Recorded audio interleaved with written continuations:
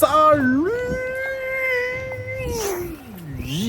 à tous, la team Mawel, tout même chaud pour Lyon Fan TV. Très très heureux les gars de vous retrouver pour une nouvelle vidéo. J'espère que vous allez bien. Désolé pour le vent, il y a beaucoup de vent aujourd'hui à Lyon. Il fait pourtant très bon, pas comme l'atmosphère à l'Olympique Lyonnais qui est absolument exécrable. Notre vie de supporter est désastreuse. Là, je vous fais une petite vidéo à froid, comme les lundis. Alors, souvent, c'est les 5 choses que nous avons apprises de ce match. Mais maintenant, je ne fais plus les 5 choses que nous avons apprises parce que ça ne sert à rien, puisque ce serait que des choses négatives. De toute façon, il n'y a que du négatif en ce moment dans cette équipe. Donc, je veux bien entendre beaucoup d'entre vous mettre dans les commentaires « Ouais, Thomas, t'es toujours négatif, ouais, t'es toujours contre l'Olympique Lyonnais, non. » Les gars, je pense que soit on ne voit pas les mêmes choses, soit on ne voit pas les mêmes matchs.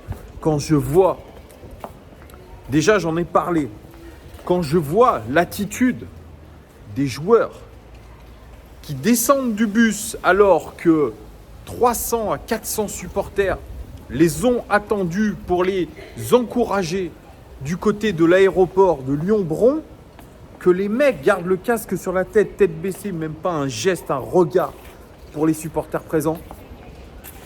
On est dans le mépris, on est dans le manque d'humilité. Ça, j'en ai fait référence à Santiago Cucci sur Instagram. Alors, comme je le répète à l'envi, il ne me répond plus depuis un moment, mais il voit mes messages. Donc, je lui ai dit déjà avant le match que c'était un signe d'arrogance. Lui qui était très attaché à l'humilité, ce fameux mot humilité, eh bien, je lui disais que ça présageait d'une énième défaite.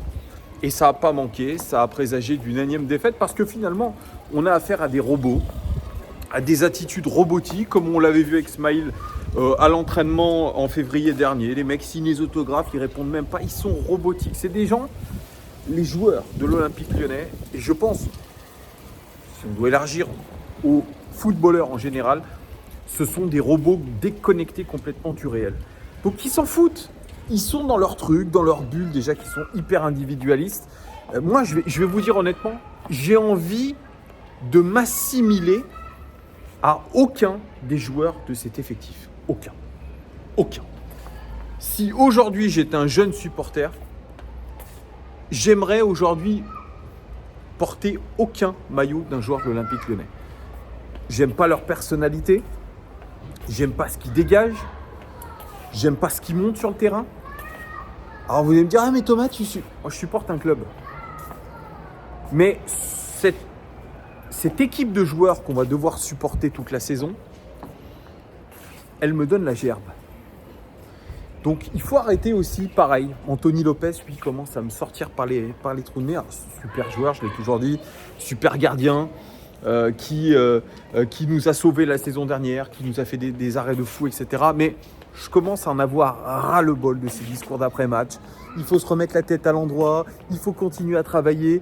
Ah, et les méchants supporters, ils n'ont pas à critiquer pour encore nous mettre encore plus la tête sous l'eau. Mais à un moment, j'ai envie de lui dire, mais mec, t'as vu ce que tu montes sur le terrain ? T'as vu tes attitudes de merde à l'aéroport ? T'as vu tes attitudes de merde quand tu signes des autographes ? C'est pas parce que t'es à Lyon depuis 2012 et que tu nous dis ah, j'ai le cœur rouge et bleu qu'on n'a pas le droit de critiquer. Vous êtes critiquable. Donc le premier qui se permet de dire ah, t'es un peu trop critique, vous êtes un peu trop critique les supporters. Mais vous êtes dernier de Ligue 1, dernier. Il n'y a pas à dire ouais, on n'a pas tiré sur l'ambulance. Oh les gars, mais encore heureusement qu'on vous tire dessus. Heureusement qu'on tire sur l'ambulance. Vous êtes payé 400 000 € par mois. Quel est le respect par rapport à des supporters qui sont venus vous voir pour la plupart, qui sont soit étudiants, soit qui ont des métiers précaires, soit qui viennent de loin, qui dépensent de l'argent. Hier, il y avait 1000 personnes dans le parquage. 1000 personnes qui ont dépensé de l'argent pour venir vous voir. Et les autres se permettent de dire « Ah, il ne faut pas critiquer les pauvres joueurs. Ah, c'est des conneries ce qui se passe dans les vestiaires. Ah, pas du tout, il y a une super ambiance. » Mais lui, il me saoule. Mais ça fait partie des attitudes détestables Tolisso, je veux bien qu'on le voit en bord des larmes. J'ai jamais vu l'OL à ce niveau-là, aussi bas dans le classement, limite les larmes aux yeux. Mais les larmes de crocodile, ça ne marche plus. Eh ben, refuse ton salaire à 500 000 euros. Dis que tu n'es pas performant, que tu n'es plus au niveau et que tu acceptes d'aller sur le banc. Parce que quand on voit des attitudes comme celle de Tolisso qui sort à la 52e et ça râle, et Ryan Cherki, pareil. Le coach lui demande de sortir à la 52e et le mec fait « Ah ouais, d'accord. » Mais non, mais attends.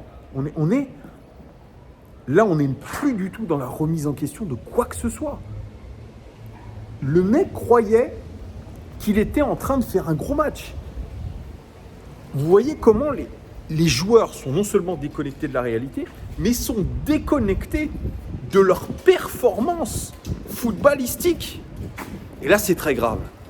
Donc, déjà, il n'y a pas d'équipe. Les individualités, il n'y en a aucune qui pourra nous sauver cette saison.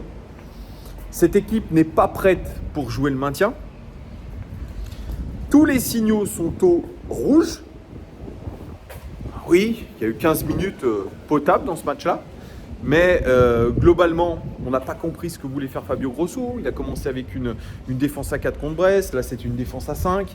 On n'a pas compris non plus, après le premier but, Rémois, le plan de jeu, qu'est-ce qu'il fallait faire, attaquer, pas attaquer.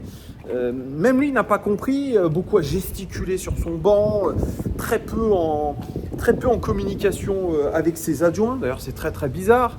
Ses adjoints qui sont pourtant pléthoriques, il a 5 mecs qui lui analysent les matchs avec des vidéos, etc. On se demande à quoi ça sert parce que franchement, les Gones, analyser des équipes comme Reims et derrière se faire cintrer complètement, se faire ouvrir.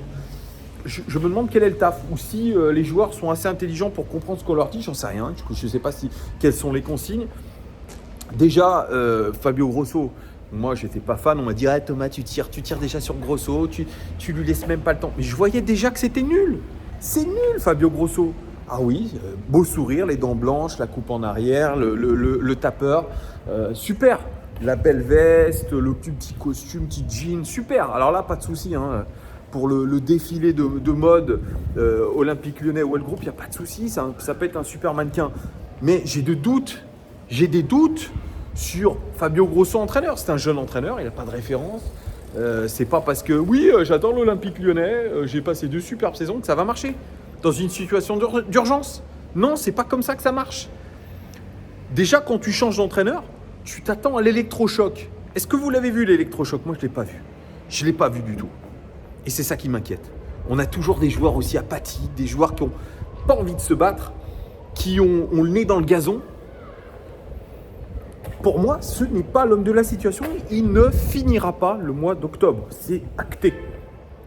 Ce n'est pas l'homme de la situation. Moi, j'ai dit à Santiago Cucci, là, à l'heure actuelle, vous avez une solution, un levier qui n'a jamais été activé à l'Olympique Lyonnais. J'en avais parlé à Jean-Michel Aulas, qui m'avait évidemment snobé à l'époque.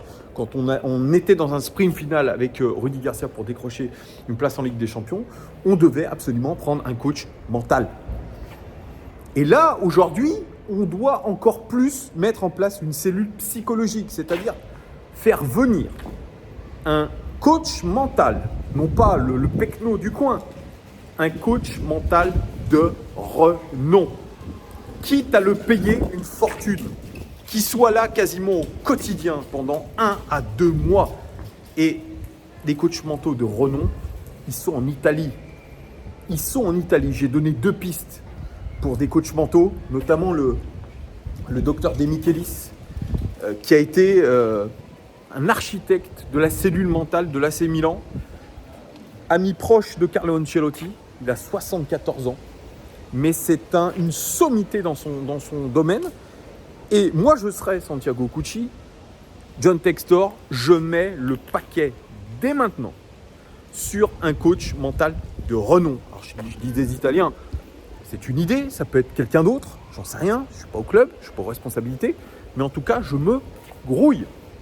Parce que la situation, elle est encore rattrapable, mais il faut mettre en place des choses tout de suite. Fabio Grosso, il ne pourra pas faire le taf. Quand je l'entends dire en conférence de presse, j'ai vu des choses positives. J'ai vu une petite lueur là-bas au fond.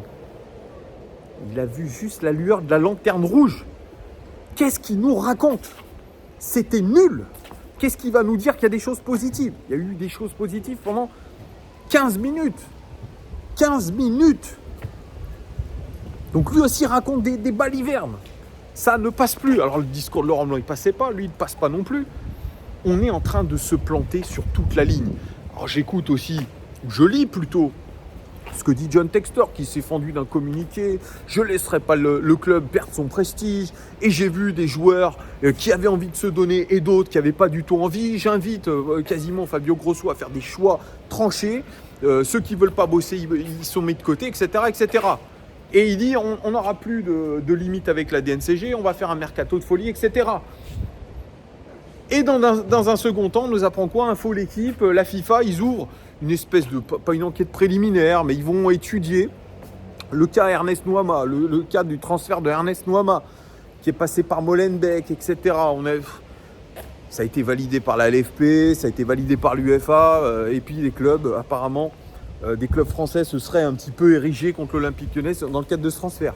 Bon, apparemment, ça ne va pas casser trois pattes à un canard. Mais voilà, donc il y a tous des vents contraires comme ça qui sont en train de s'accumuler contre l'Olympique Lyonnais. Évidemment, hein, les merdes, elles volent en escadrille en ce moment. Ça, c'est sûr. Mais je pense qu'actuellement, on ne met pas les bonnes choses en place. Donc, effectivement, on a un président qui n'est jamais là. Ou alors, quand il est là, il est invisible.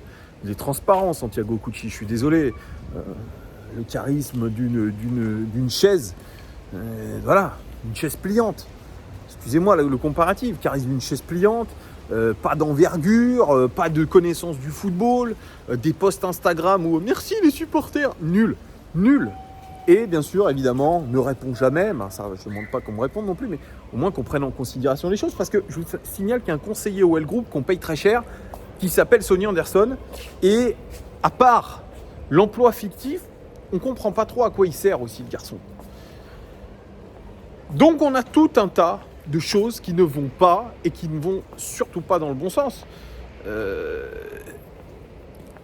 À l'heure actuelle, on est complètement la tête sous l'eau et je crois qu'on a même la tête enfoncée bien au fond de la piscine. Et pour l'instant, on n'est pas prêt de remonter. Mais il faut prendre des mesures d'urgence. Les leviers, ils sont compliqués à trouver. Je suis d'accord, ils sont compliqués. Par contre, je pense sincèrement qu'un coach mental de renom, je le répète, un exemple, si je vous donne un exemple, et je pense que ce n'est pas le bon exemple, mais vous voyez dans l'idée, un Yannick Noah puisse être au contact de nos joueurs, les écouter, les remotiver, les souder, ça serait vraiment l'idéal, quitte à le payer très cher. On est de toute façon dans une situation critique, donc il faut prendre des mesures critiques. Voilà. Ça aurait dû être fait bien en amont, mais là aujourd'hui on est dans des situations d'urgence. Les joueurs n'ont pas les leviers. Les coachs, Fabio Grosso n'a sûrement pas les leviers, donc on peut nous dire qu'il travaille jusqu'à 5h du matin au centre d'entraînement, qui ne dort pas, mais excusez-moi, mais on n'a pas l'impression qu'ils ont vraiment beaucoup bossé cette semaine. Donc voilà, il y a beaucoup de choses à mettre en place. C'est à eux de trouver les solutions. Nous, en tant que supporters, il ne faut pas nous dire « Ah, vous êtes des méchants supporters ». Vous devez mériter notre supportariat. Les attitudes qu'on voit, elles sont détestables. Détestables. Voilà. Donc encore, si vous aviez des attitudes correctes envers nous, il n'y aurait pas de souci. Sauf que là, les attitudes, elles sont hautaines. Et pour tous ceux qui sont en train de dire « t'enfonces le club, etc. » Regardez-vous dans une glace. C'est tout ce que j'ai à vous dire. Voilà, moi je suis très énervé encore aujourd'hui.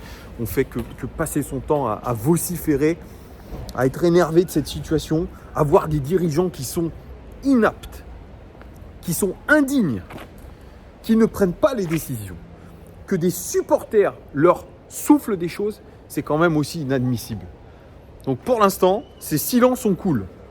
Mais c'est sûrement pas dans on va se remettre au travail. On sait comment ils travaillent. Ils travaillent nullement. On a dit ouais, on va remettre de l'intensité aux entraînements.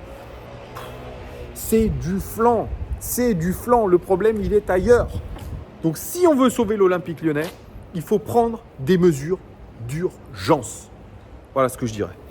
Écoutez, merci en tout cas de votre fidélité. Vous êtes hyper nombreux quand même à nous suivre, même dans des moments extrêmement compliqués, extrêmement durs pour notre club. Merci de votre soutien.